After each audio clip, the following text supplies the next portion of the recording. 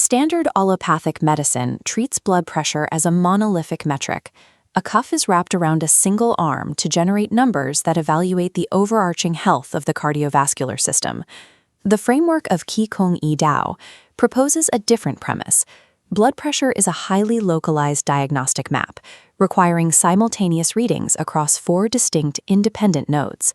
By taking measurements on different limbs, practitioners isolate specific organ function and measure the exact metabolic efficacy of localized tissue. We are going to map out the anatomy of this diagnostic matrix and deconstruct the mathematical formula used to uncover hidden cellular hypoxia in oncology patients. To understand this system, one must discard the standard definitions of our most basic vital signs. Look at this readout. Systolic is we defined as Qi look, measuring localized oxygenation and energy. Diastolic becomes Huet look, tracking physical blood and nutrients. Finally, Hartley is a thermal indicator. High indicates Niet, or heat. Low indicates Han, or cold. Oxygen, blood volume, and localized heat replace the standard cardiovascular perspective in this framework. Every blood pressure reading serves as a real-time audit of the exact cellular resources available to a specific organ. The foundational anatomical axiom of this system is that the left arm and the right arm measure 2 entirely different physiological processes. The left arm tracks gastric function, measuring the energy the stomach uses to transform food. The right arm maps to hepatic function, evaluating the liver's capacity to store the blood and nutrients processed by the stomach. Measuring both arms simultaneously creates a differential baseline, showing how food is processed on the left and stored on the right. This logic extends to the lower extremities. Measurements at the left and right ankles map to renal circulation, evaluating the performance of the kidneys. Mechanically, the framework requires a healthy lower body to present a systolic baseline approximately 10 millimeters of mercury higher than the arms, proving sufficient downward circulatory force. Because functions are strictly localized, differential comparison is the only way to extract usable data. Practitioners apply this bilateral map through a metabolic stress test, comparing the differential readings immediately before and after a patient eats a meal. The data signature of a healthy digestive response is forward metabolism. We can see it map out directly on this table. Watch the left arm's diastolic number. As food enters the stomach, localized blood and nutrient volume must increase, rising from a premeal baseline of 70 up to 80. The right arm's diastolic number must also rise, proving the liver is successfully receiving those nutrients. Reverse metabolism is the pathological inverse, manifesting as esophageal reflux, chronic fatigue, and weight loss. The data signature is immediate. After eating, the diastolic numbers on both the left and right arms drop below their premeal baseline. This indicates the digestive tract failed to extract nutrients, and the body is now consuming its own stored blood reserves to power the mechanical effort of digestion. Quantifying this metabolic failure allows practitioners to predict chronic illness long before standard symptoms materialize.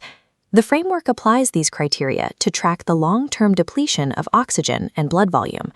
Continuous reverse metabolism creates a deficit that starves the cellular environment, the root cause of chronic cancer in this system.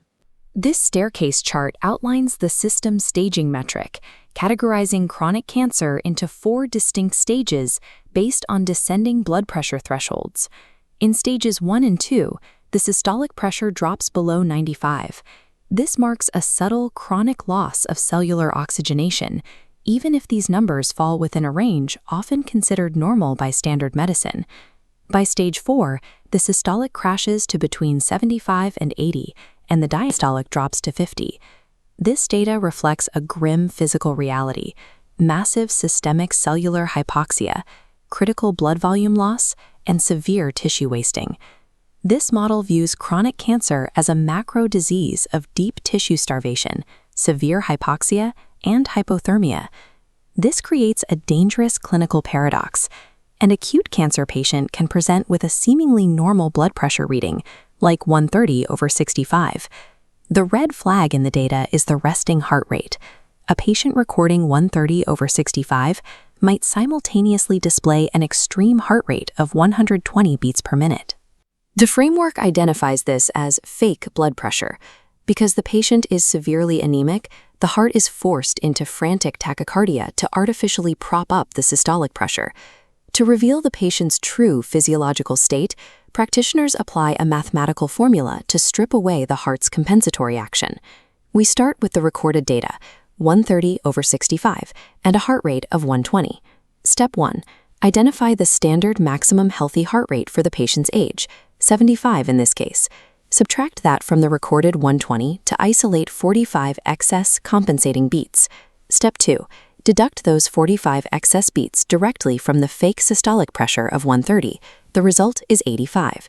A true systolic of 85 proves the patient is currently in stage 3 systemic hypoxia. Without this mathematical deduction, a clinician might assume stability while the cellular environment is actually in critical failure. Because the diagnostic matrix is quantified, the therapeutic response is strictly mechanical.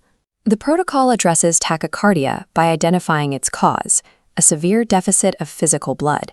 Increasing total blood volume forces the heart rate down naturally. The biological fuel requirement is specific. The protocol uses glucose combined with protein to synthesize new blood and deliver nutrients to starving organs. Next comes the mechanical requirement. Specialized physical movements act as a biological pump, forcing this new oxygen and fuel into hypoxic tissues. The secondary goals are thermal and chemical.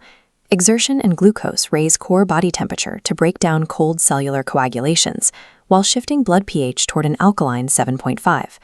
The treatment is a closed-loop mechanical system. One inputs raw materials, applies mechanical force to distribute them, and verifies the outcome by retesting the differential blood pressure matrix. Whether used as an alternative system or an adjunctive monitoring tool, this framework offers a structured, data-driven methodology. Utilizing it requires clinicians to evaluate vital signs as complex, localized variables. The stakes are visible in the math. A fake blood pressure reading can mask acute cellular starvation in plain sight. Which leaves us with a final question. What hidden systemic failures might modern medicine uncover if we stopped reading blood pressure as a single number and started reading it as a map?